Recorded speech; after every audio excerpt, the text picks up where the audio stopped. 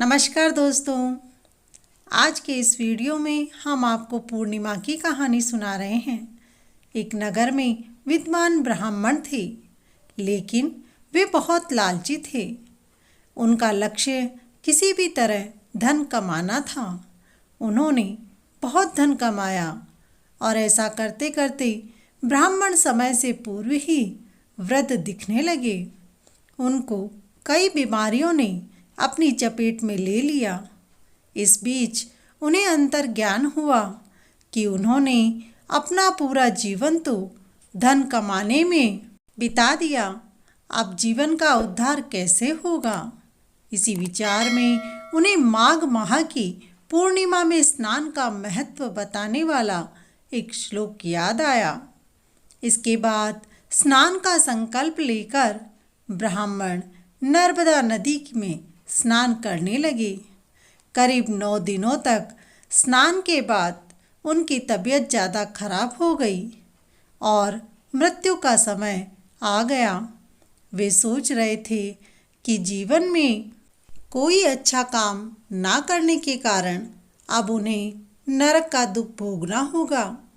लेकिन वास्तव में मात्र 9 दिनों तक माघ मास में स्नान और माघ पूर्णिमा के दिन स्नान दान के कारण उन्हें मोक्ष की प्राप्ति हुई।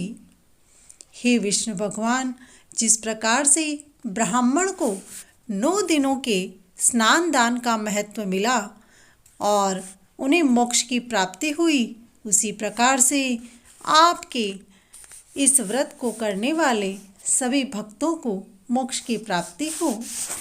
दूसरी कथा के अनुसार कांतिका नगर में धनेश्वर नाम के ब्राह्मण अपना जीवन भिक्षा मांगकर निर्वाह कर रहे थे। उनकी कोई संतान नहीं थी। एक दिन उसकी पत्नी नगर में भिक्षा मांगने गई, परंतु सभी ने उसे बांझ कहकर भिक्षा देने से इनकार कर दिया।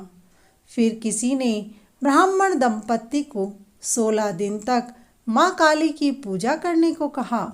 उन्होंने विधिवत पूजा करके आराधना की और तब तक उनकी आराधना से प्रसन्न होकर माँ काली ने दोनों को संतान प्राप्ति का वरदान दिया और कहा, हे ब्राह्मण, तुम अपने सामर्थ्य के अनुसार प्रत्येक पूर्णिमा को दीपक जलाना, पूर्णिमा का व्रत करना। इस प्रकार से हर पूर्णिमा के दिन एक दीपक बढ़ाते जाना, जब तक कि 32 दीपक अर्थात 32 पूर्णिमा का व्रत ना हो जाए। इसके बाद ब्राह्मण ने अपनी पत्नी को पूजा के लिए पेड़ से आम का कच्चा फल तोड़कर दिया और उसकी पत्नी ने पूजा की और फलस्वरूप वह गर्भवती हो गई। एक पुत्र ने जन्म लिया जिसका नाम देवदास रखा। देवदास जब बड़ा हुआ तो उसे अपने मामा के साथ पढ़ने के लिए काशी भेज दिया गया। काशी में धोखे से देवदास का विवाह हो गया।